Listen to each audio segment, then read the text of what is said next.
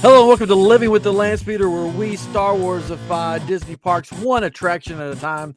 My name's Ryan. I'm joined by my good pal Katrin and my other good pal Derek. Hey-o.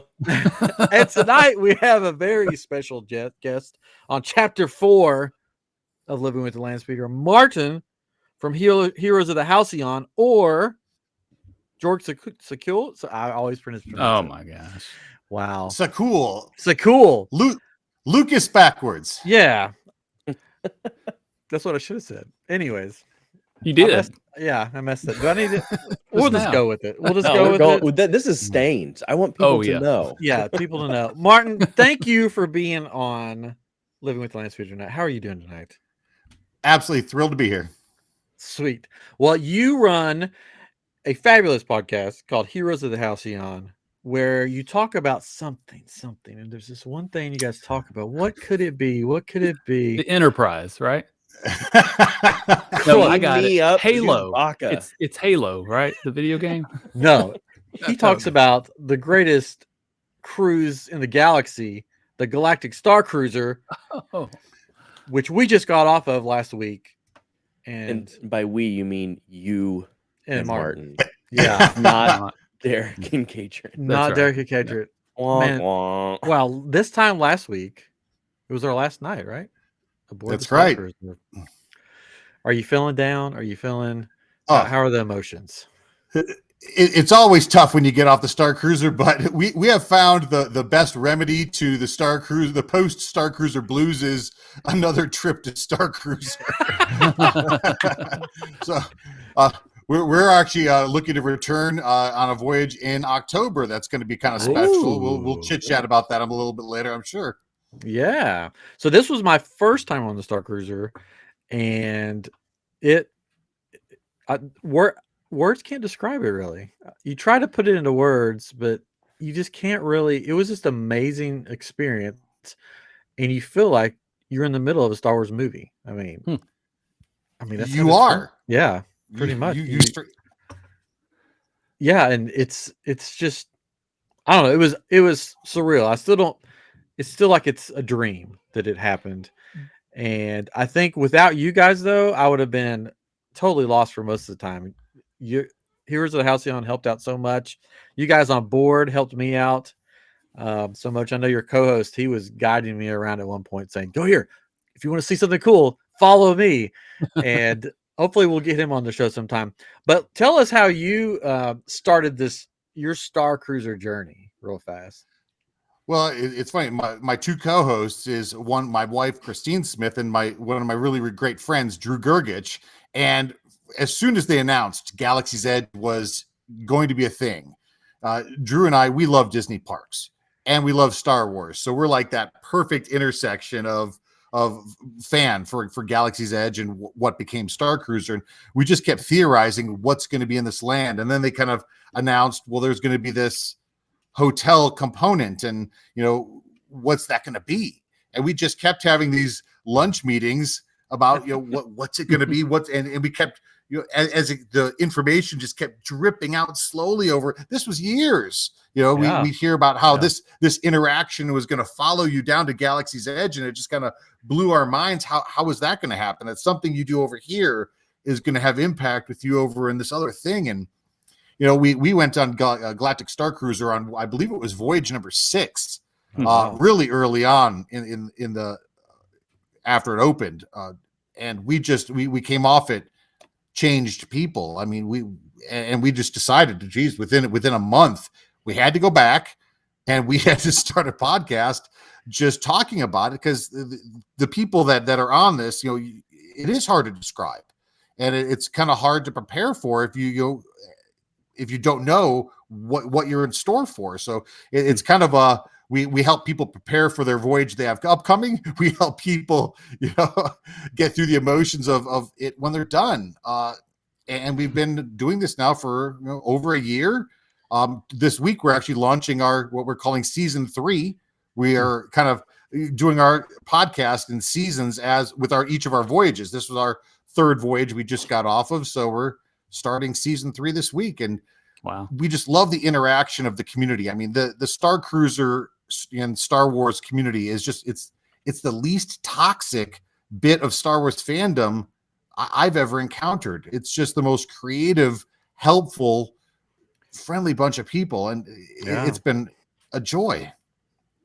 I was amazed how, not that I thought people would not be friendly, but how friendly people were on the voyage, how helpful people were, and just how people fastly became, friends and hung out with each other. And it's weird to say that when, it was an emotional journey, but it was an emotional journey because there were moments when I was screaming, there were, cheering, and there was moments where, the emotions run its course, especially when you're leaving. It didn't help that I got sick on the last night. So my morning leaving was like, get me off of this place and let me lay down somewhere because I'm so sick right now. we were looking around like, where's Ryan? Ryan? Yeah, I have a medical condition, and sometimes I have attacks, and I had an attack that night. Oh man! And whenever there was somebody up front, I was like, I need to leave now, and they were confused, and I'm like, I've been sick. So I left as soon as I could get off board, just because I needed to go lay down and rest. Well, and this is a lot. This experience. I mean, there's blasters and there's lightsabers and there's force adjacent characters on this journey. But something a lot of people I was not prepared for is how emotional this journey is. You really feel connected to the storylines, these characters. You feel really deeply about it. And it's funny. After our first voyage, we were at Star Wars Celebration, which was a month and a half after our first voyage. We actually got to speak to Scott Trowbridge from Walt Disney Imagineering and just tell him, we didn't realize how emotional it was. And he really liked hearing that they really tried to make this something that stuck with you and felt real and mission accomplished. Yes. It was weird because, that they're actors and stuff, but there was a moment, and I don't want to give away spoilers, where I take my headphones off. No, I won't get no. But where I think people know that I think people know Rey Skywalker appears. Yeah. What? Everybody knows that. She's in the commercial. Yeah, she's in the commercial. Oh, yeah. There was a moment where we had a one-on-one interaction after something happened, and I got to give her a kyber crystal, and it was so weird because it was like I was giving Rey Skywalker, or she's not really Skywalker by now because we're still in between movies. I was giving Rey. Did you just not call her that at all? Yeah, I was giving Rey like the real Rey kyber crystal, and we had this one-on-one thing, and it was really cool, and it was just that's cool. It was so, and the stormtroopers looked like they were just walked off of the movie set. Yeah, and there was lots. There was me and the Sajas, which are these force sensitive. That do the lightsaber training. We had a one-on-one thing, and it felt like I was in universe talking to him. It's hard to explain until you go to it, just how amazing it is. One question I wanted to ask you, since you've been on multiple trips, were there things that you found has changed since the first time you gone till this time, like story-wise or anything on board? I've been there 3 times now, and I still haven't seen it all. And that's and they intend it to be that way. I mean, there's so many choices that you don't get painted in this corner unless you really want to be there. But in this particular case, like this last journey, I specifically wanted to go super dark side because I had not done that. I myself would never naturally gravitate toward that path. And I tell and one of the biggest pieces of advice I tell people typically is go with your heart, go with your gut, do what feels right. But in this case, I mean, on voyage 3, I wanted to see something I hadn't seen. Yeah. So I went hard, like buried the needle first order, and it was a blast. It was a blast. Hey, come to the dark side. We got pie. Oh. Dark chocolate. I have a whole tattoo sleeve of Darth Vader and Revan. Yeah. Well, you actually got called out by Lieutenant Croy at the end, and Yeah. and you're a lovable guy. People were booing you like crazy Aw. when he called you out for being one of his Oh, companions, or not it, companions, compatriots or whatever. it was music to my ears. There wasn't a whole lot of children on this No. cruise. It was mostly it was only 4 or 5 kids, but there was a kid that just like looked back at me and just George Lucas is a bad guy. Man, this is making me want to go even more. It's like, Oh, It's so amazing. but see, it's the improv level of the actors. It makes it so unique. Like I did the scoundrel path the first time, and again, there's no spoilers here. You know that there's no, if it's Star Wars, there's going to be a scoundrel path. Yeah. And the improv of these characters, you can go down the same path on a subsequent voyage and have it still feel different because it's a different person playing the role. Which is kind of unusual for Star Wars. Star Wars really has never had a different face for the same character going forward. And, it's kind of, we're kind of going into live, theater. If you go see Macbeth, you're going to see a different set of actors every time you go see Macbeth. But with Star Wars, you're not used to that. And right. And that actually kind of was like when I went on my second voyage, I was like, am I still going to attach to these characters even if they have different faces? Yes, you do. Completely. It falls away. There's a moment of that's not Wraith Cole, and then 10 seconds later, that's totally Wraith Cole. Yeah. And you want to follow this person anywhere, but just you're walking down a corridor. This is kind of the way I explain Galactic Starcruiser. You're walking down a corridor and you get a tap on a shoulder. And the scoundrel character says, I need help. Come with me. Yeah. And they just whisk you off into the middle of this adventure, this heist, and you just get lost in it. I mean, the shoulder tap moments that you get on this ship stay with you forever, is what we call them shoulder tap moments, where, Asaja, there's not, they can't have Jedi openly on a ship, of course. So they came up with a very creative solution of this, sect called the Saja that are Force attuned, if you want, but it's a way to get lightsabers on the ship without there being over Jedi, and it's super clever. But when they tap you on the shoulder and say, we need your help, you're just like, anything, let's go. Yeah, it was amazing. I was talking to the captain, and I gave her one of my light the spark kyber crystals, and I said, light the spark, and then she replied, and then she said, meet me at this time in this location. Oh, and I'm like, no. So she's like, I see that you're better not be watching. No. She said, I see that we're, have the same, thoughts about, because she saw a little rebel thing, and so we met, and she gave me a mission, and I had to go do a mission, and it was weird, and the humor and the improv. Wraith Cole, he was hilarious. They seem to improv a lot and gear it towards who they're talking to, because when he talked to me, somebody had given him something, and he goes, look what they gave me. And it was like spice. It was like, from the Star Wars spice. Yeah. He goes, I don't know how they got this through security on board the ship. And he smelled it, goes, I wonder if I should go wash this off. Like he was insinuating that or whoever gave it to her had it stuck up somewhere. Oh, and no. He made the joke I'm going to go wash this off because it smells a little bit. I guess that's how they got it on the ship. I'm just I was cackling. I'm like, he would never say that to a kid. So that's how it's not scripted. They just go off of things that happen. And it was just so let me ask you this, Martin. Do you feel like from your first to your last voyage that you got the same quality across the board, or do you feel like it's weakened a little bit, or how do you feel about that?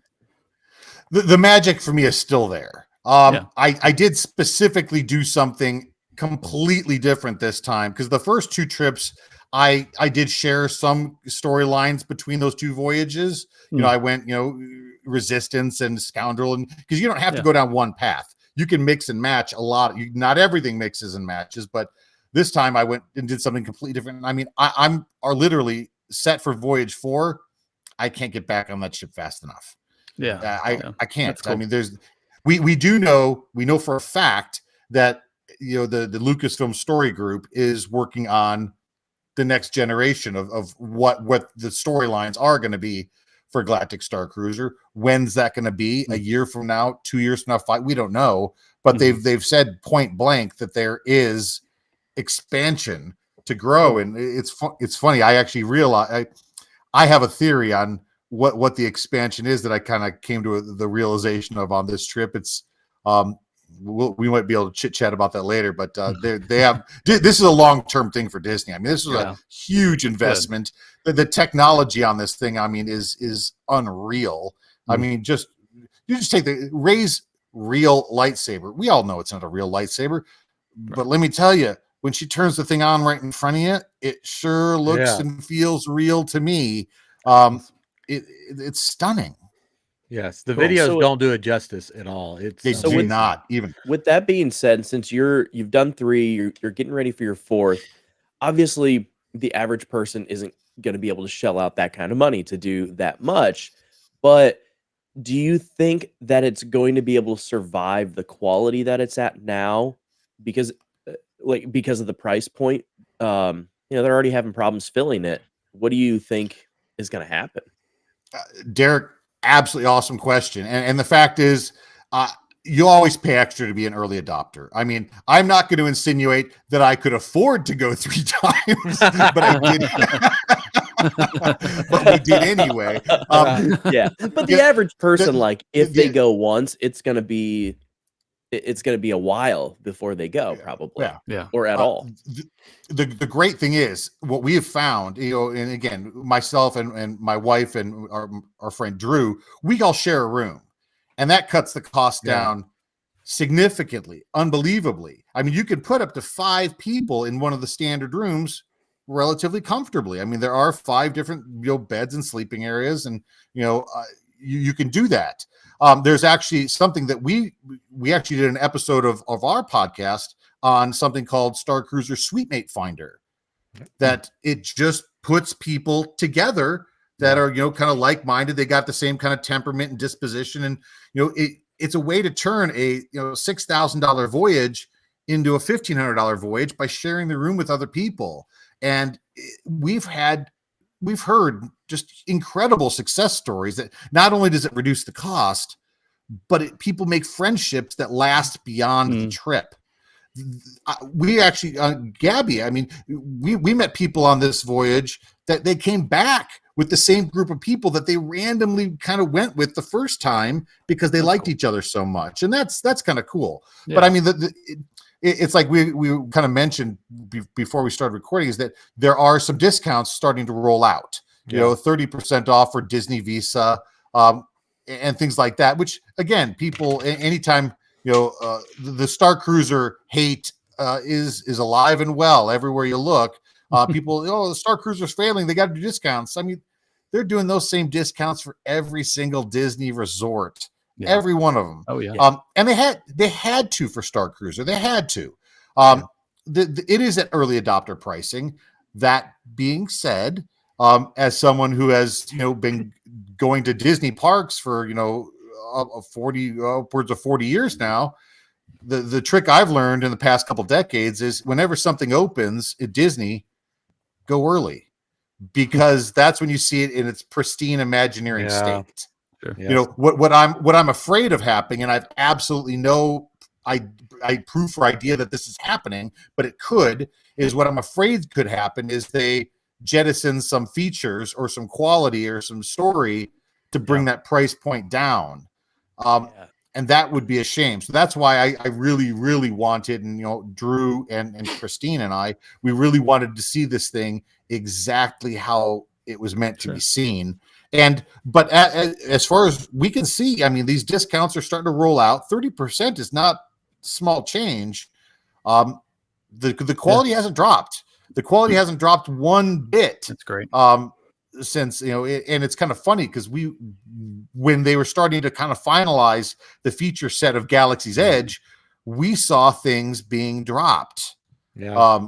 We did, and it's funny. We all theorized that a lot of these features that were dropped were going to kind of make it on Starcruiser, and Starcruiser was going to be kind of the paid training, testing ground for a lot of these things. Which who knows if any of that happened, but I believe that the discounts are coming. They are with they got to fill the rooms. They got to fill the rooms. There's nothing to compare this to. I mean, people say I could stay at the Grand Floridian for this price. I'm like, yeah, but you can't do a mission in space with a scoundrel and go steal coaxium, and you can't go. You can't do any of that.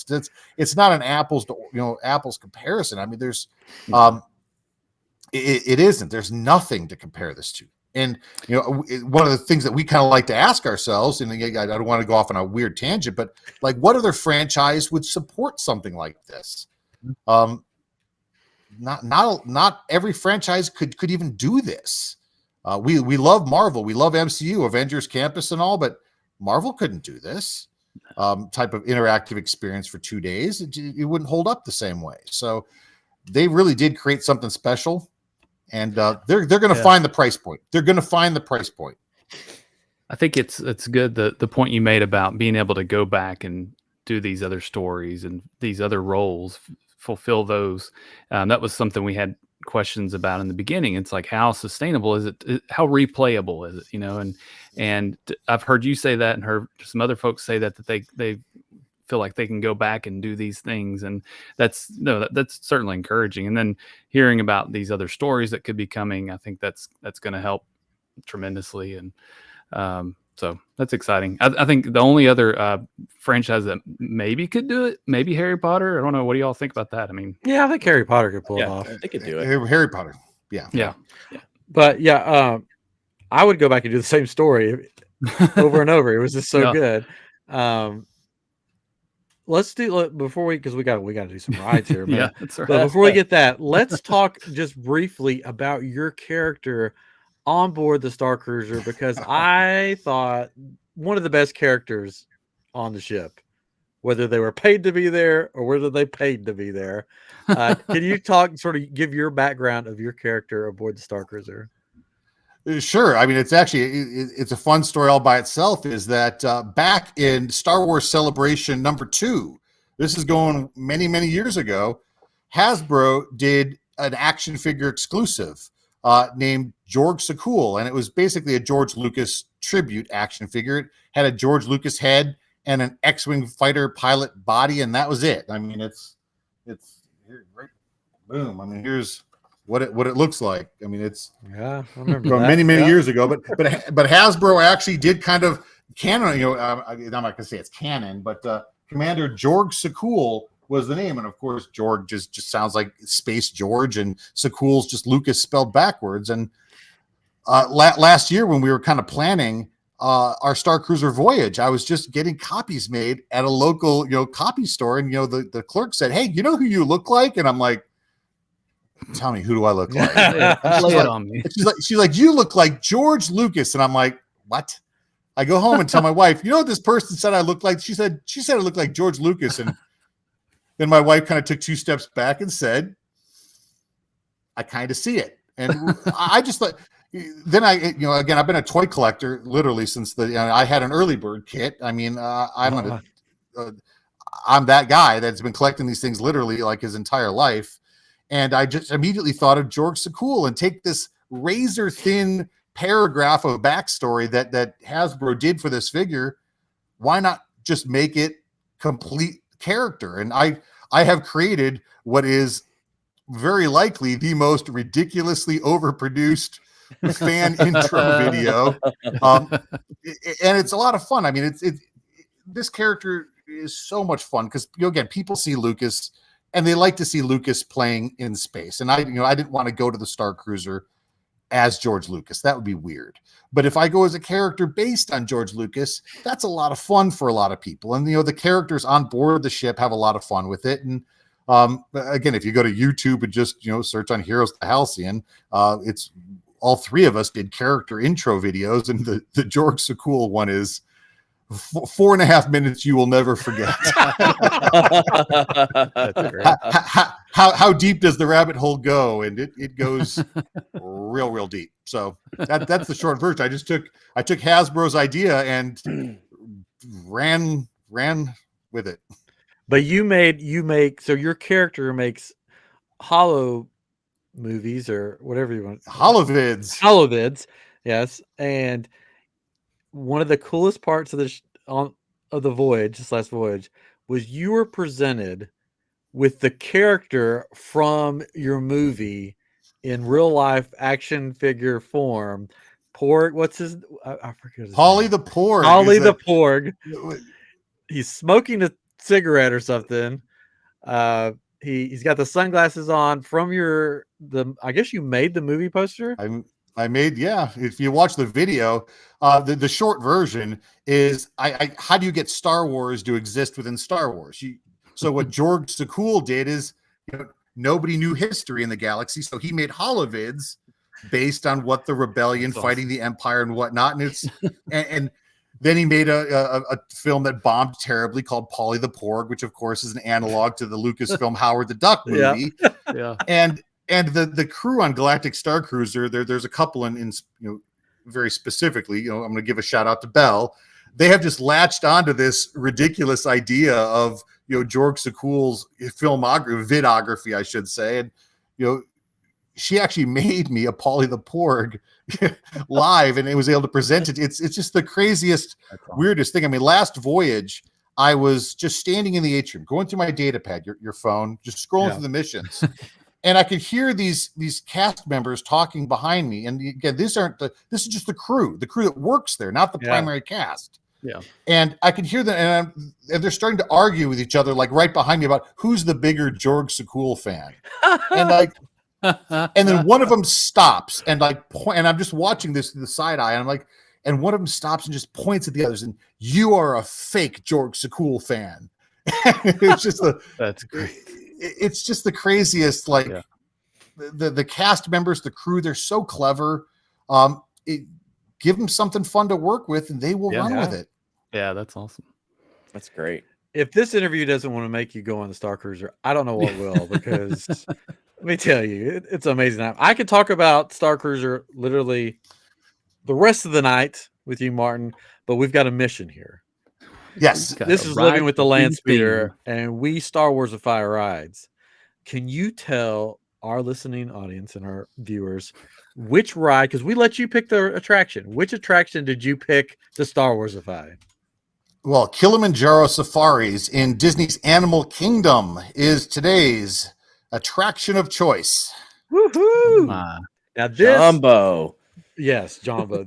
This is, I think, literally the largest attraction at Walt Disney World, if I'm correct. Yeah, I mean, the space this one takes, the amount of resources that Disney expends to keep this thing going the way it is, it's unbelievable, and I love it. I love this attraction so much. Yeah, I think it's like 100 acres or somewhere in there. Yeah, 110 acres is what we have to play with tonight. Wow. We have 110 acres to play with. So if one of us comes up with a story where we're riding teacups in the middle of the safari, then no. Oh. We have 110 they're not acres. Teacups, but they are. Thanks, Ryan. So much for those Cheerios. Guess you'll have to go with option B, Derek. Plan B. Plan B, Derek. All right. Everything is teacups. So here's what we do for those listening. Maybe this is your first time listening. We take the ride and we Star Warsify it. So we take the existing ride and somehow make it Star Wars. So who would like the honor of going first tonight? If nobody else wants to, I'll go first because I don't care.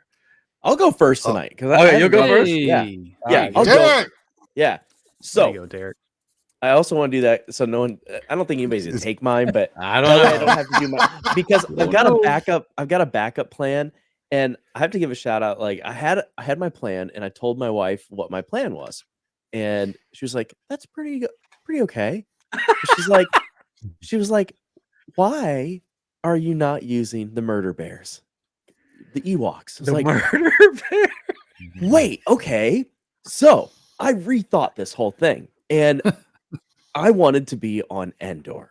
Okay, Oh, and okay. so one of my favorite games for Xbox is Battlefront 2. Yes. And Oh in yeah. Battlefront 2, they have a Oh, mode man. where Yes. you can either be an Ewok or you can be a stormtrooper. And if you're an Love Ewok, it. you're trying to fight the stormtroopers in the dark. And if you're a stormtrooper, you're trying to find the Ewoks. It's this really cool game. And I was Yes. like, that's what I want the ride to be. But obviously, you have to have it during the day.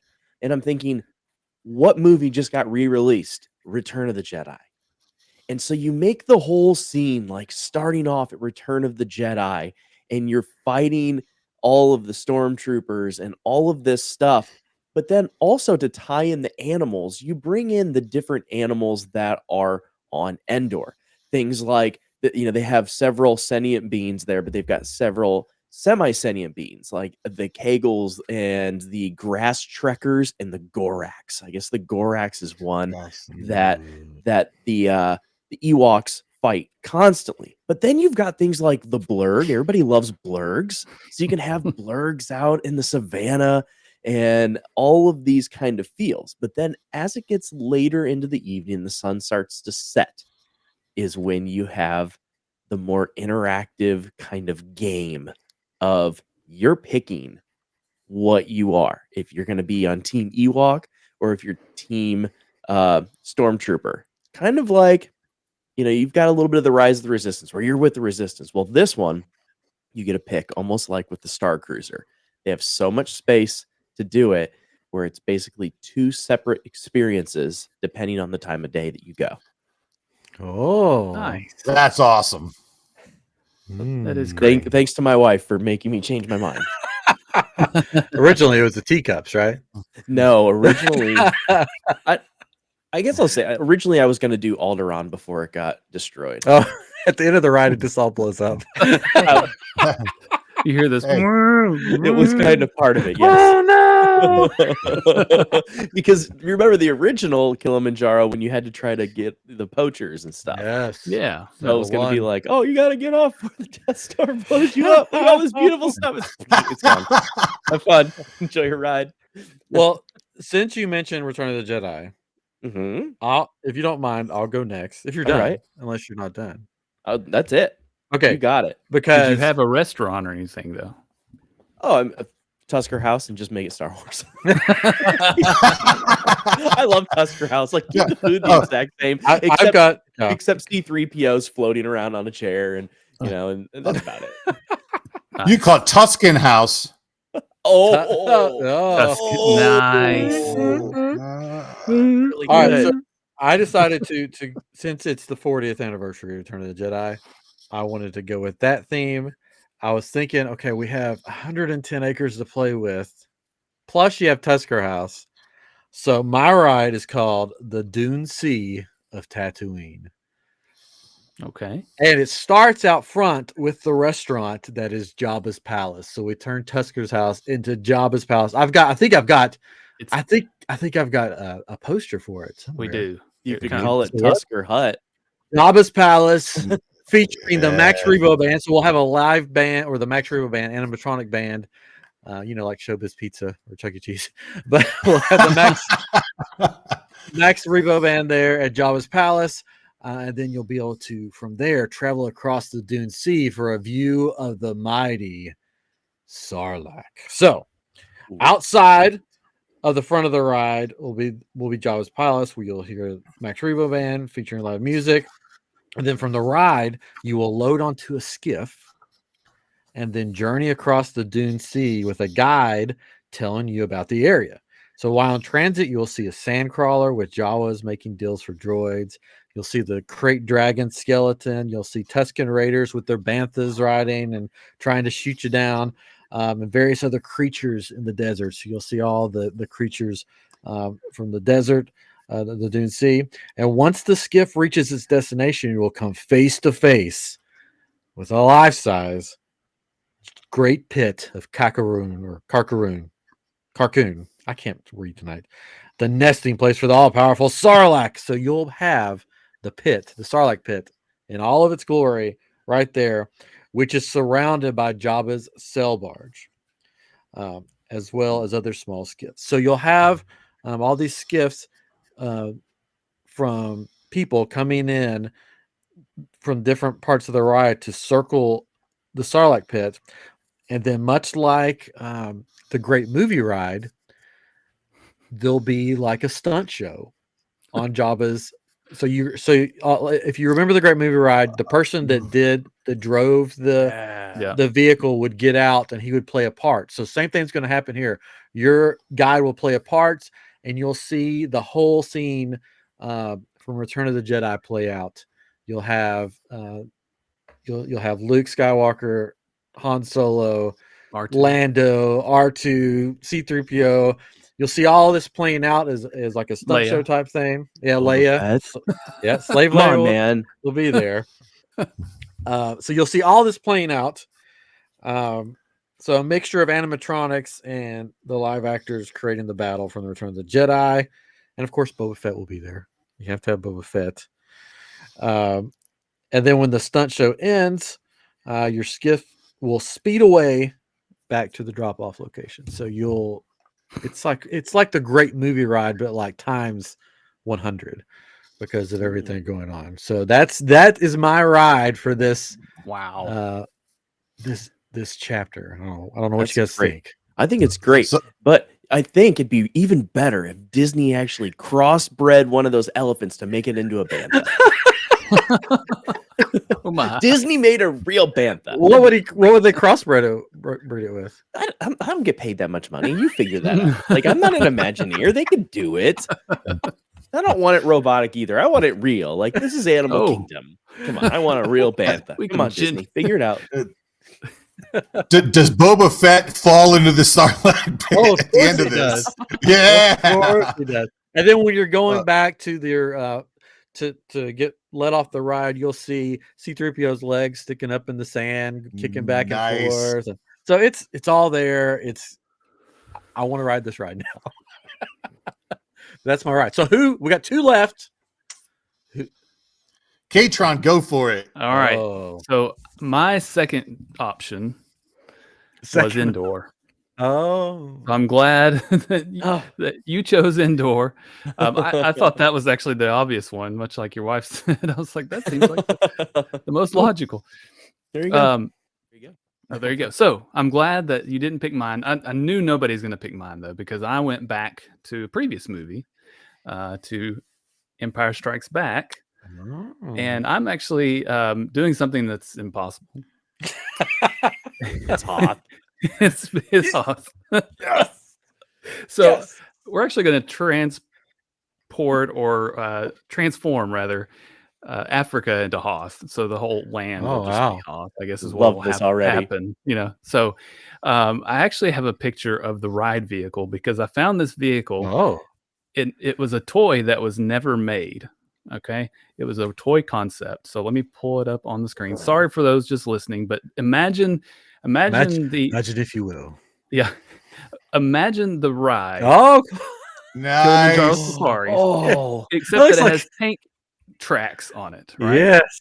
And it has cannons where I'm going to say that's where the driver sits. I know looks like the a driver G.I. Joe vehicle. It does look like a G.I. Joe vehicle. There probably is one just like it, but it's a transporter that could carry people, or I saw another picture where it could actually carry a snow speeder to transport. So, but in this instance, it's being used to transport you are becoming part of the Rebel Alliance.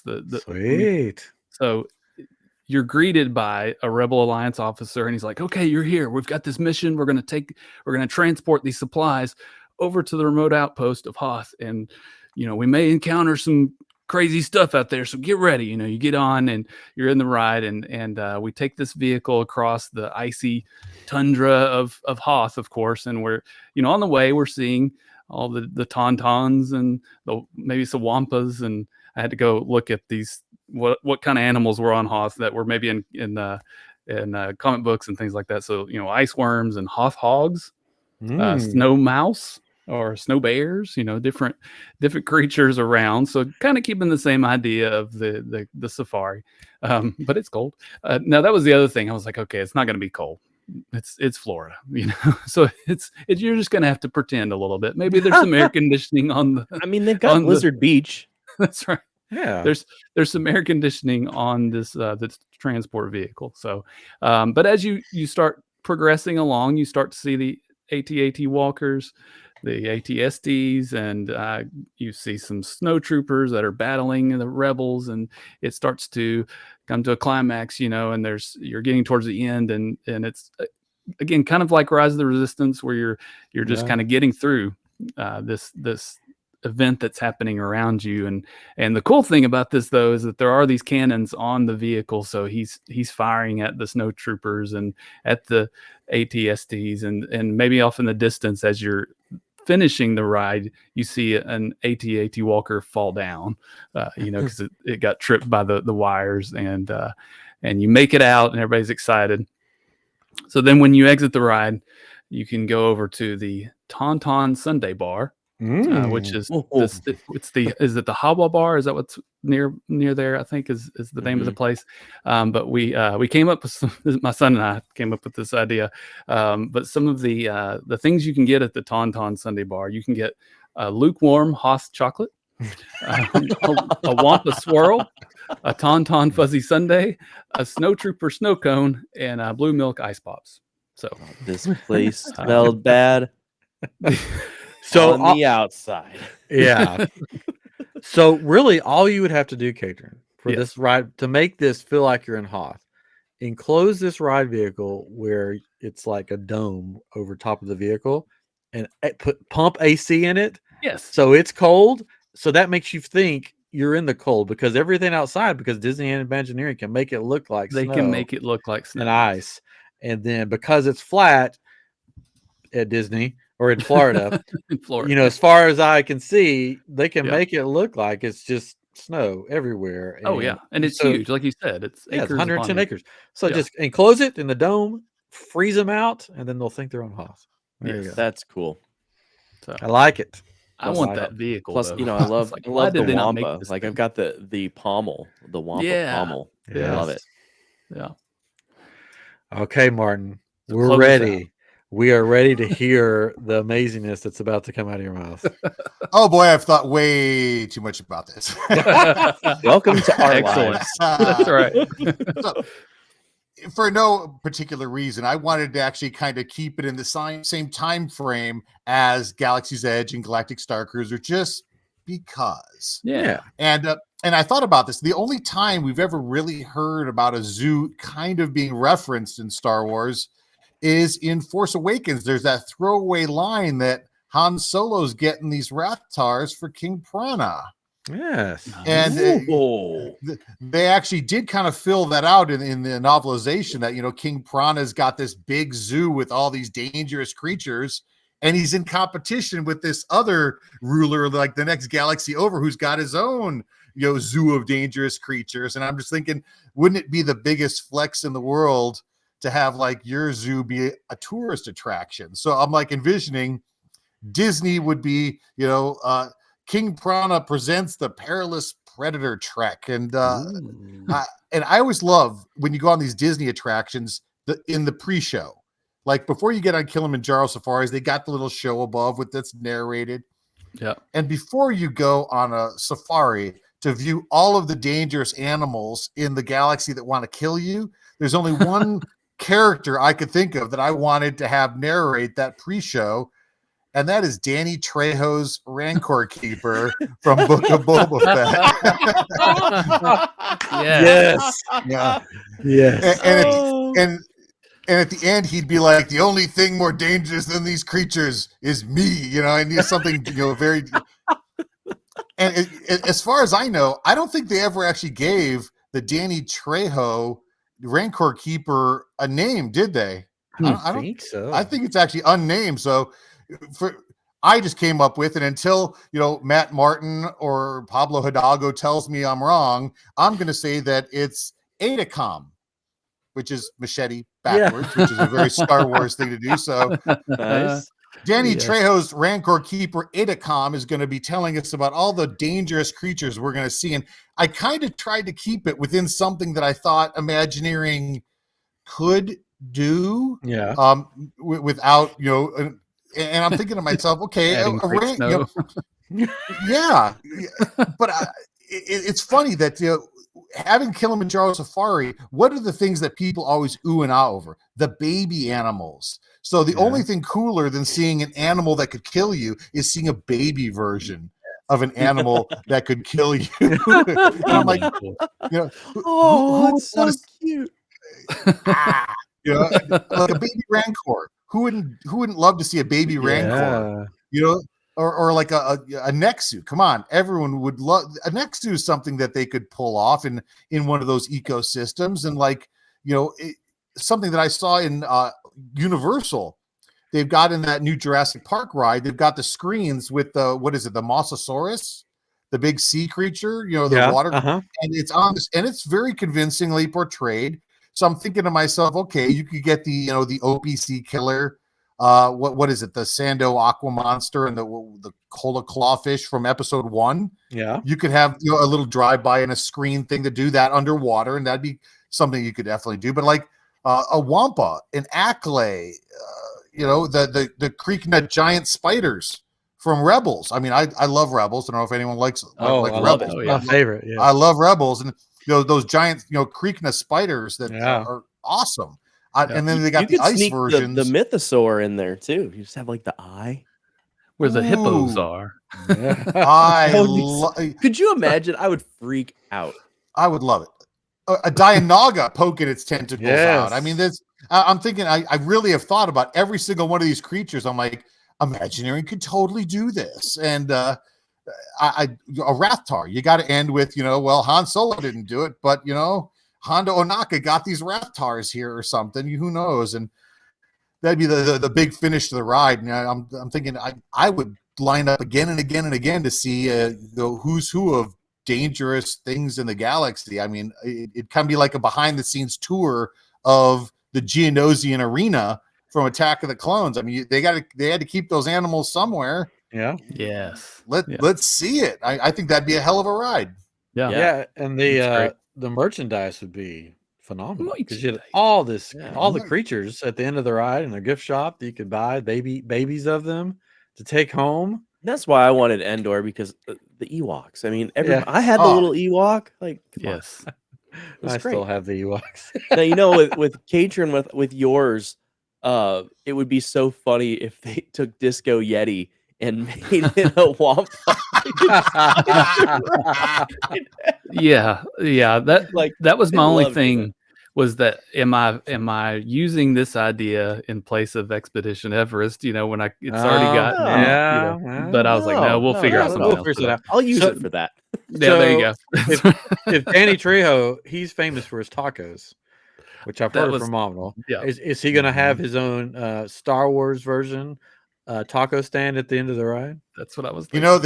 They've got Ronto Wraps and Galaxy's Edge, so what would you call it? Atacom's taco stand? Yes, I would right be where there. The corn stands at. Yes. Oh, nice. I'm loving. They should do that anyways, because I love tacos. I know they're not from Africa, but I want tacos. Hey, you can put some street corn in the tacos. I would be all for that. So, it's funny. I was just at Animal Kingdom, and a restaurant I had never been at before was Tiffin's, and I know that's not directly adjacent to the ride, but Tiffin's is a super cool. The whole thing's themed about the Imagineers experience. In their they do these inspiration trips around the world. When they were designing Animal Kingdom, and it's all about their inspiration trips. And I just think it'd be cool to have a restaurant that was all about all the different ecosystems, and every room was a different ecosystem that a set of animals came from. You could have a Hoth room. You could have a Tatooine. I mean, everything wants to kill you on Tatooine. That's true. So I just think that the ideas for implementing this, I want to see it real bad now. Yes. My only other thought was like, since it's so big, you just make it pod racing. That's another ride. Oh, yeah, that would be cool too. Oh well, again, But yeah, 4 different people, 4 different completely ideas. I don't know yes. how it always works out like this, where something doesn't overlap, I but think it's because we amazing. now we know to have some backup plans. Yeah. I'm going to say, as a listener, when I was listening to your first 3 episodes, I was riveted, hoping that there was going to be a train wreck of stolen ideas. The one with the second episode with David Dollar, when 3 of us did something from the Clone Wars and none of it was the same. So close. I was just like, Yeah. because I was the last one to go for the Clone Wars people. I was like, Yeah. no, don't know. Okay, we're good. We're good. That's why I make these graphics, because then I'm like, see, I made the graphics, so I must have been the first one to do it. I'm just gonna get a tattoo for every Well- ride that I create before the show. Oh, that'd be cool. We also Around my neck. we also have an idea to make it a little more random, to have some sort of either randomizer for the or a wheel to spin for this is the ride, maybe one for the ride, but then also one for the planet or the time period or something like that, or multiple different wheels, and then it's like different for every, and then you have to come up with that, and we should that do a idea live based show. on that. Do our live show. Yeah. We should do every once in a while do a live show with spin the wheel, see what we get, because that would be fun, because then you'll have the chat, and that should be our live show. Katrin, you've cracked the code. You win. Because Bam. this You are episode, not the weakest all link. of Martin's fans are just going to come over, and we're just going to have so many people listening that we'll have to start doing live shows again. Right? Yes. Yeah. Well, and they Yes. need to go. All of our fans need to go check out. Oh, Heroes of the definitely. Halcyon. It is such a fun podcast, Heroes of the Halcyon. We hopefully we can get Drew on here, and because I think he would love this too. I think Christine's over here. She's got her list of ideas as well. Yes, So you got, all of three you. people. Yes. Oh, yeah. There's enough attractions where we could just have as many guests as we want. That's the cool thing about this podcast. It can just go on forever because Disney keeps making new attractions, which will give us some new content to There we do. go. It's gonna happen where they're gonna use one of our rides. It's gonna be great. Wow. I'm still saying I love sci-fi dining, but I still think that they should just make it George Lucas and do it with like American Graffiti and then play all of his movies. Yep. With the That'd be Lance. So wouldn't have to change anything. Wow, change that the card to writes Landspeeder. itself. Wow. Yeah.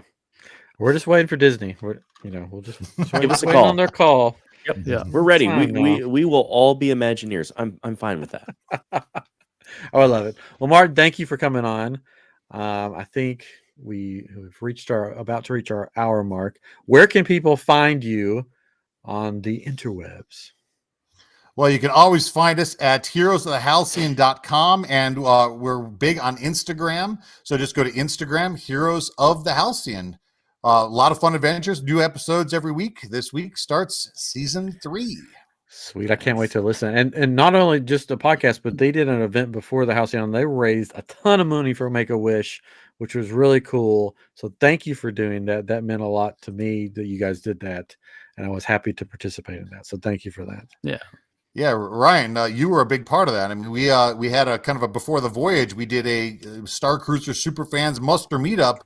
It sold out. We actually had a sellout crowded. We rented out a location in Disney Springs and had a bunch of Star Wars creators donate, Starcruiser and Starcruiser Galaxy's Edge type items. And Ryan, you donated 2 different items. We generated, what was it, almost $5,600 for Make-A-Wish Orlando. Wow. So Wow. thank you so much. It's the community is just so generous. I can't say enough about them. Yeah. Thank you for doing it. And hopefully we'll see you back on the Starcruiser sooner rather than later. I'll get back there someday. I want to take my son. So I'll get back there. I want to take these guys too. Yes. Derek, I know I could probably get. Katrin, we're going to get you on there. I mean, Yeah, I'm we're gonna working get my you. angles. I'm going to figure out a way that Disney's going to invite me on, and you laugh about it, but like I always you find could an do angle. it. I know. I always find an angle. I will be right there with you. I'll be like, oh yes, I should probably go with you. We're all going to get on there. I'm going to We'll get on there figure it out. again. You guys are going to get on the first time. It's going to be fun. But anyways, this has been chapter 4 of Living with the Landspeeder, and it's been a fun one. Thank you, Martin. Thank you, Katrin. Thank you, Derek. And we'll see you next time on Living with the Landspeeder. Bye-bye.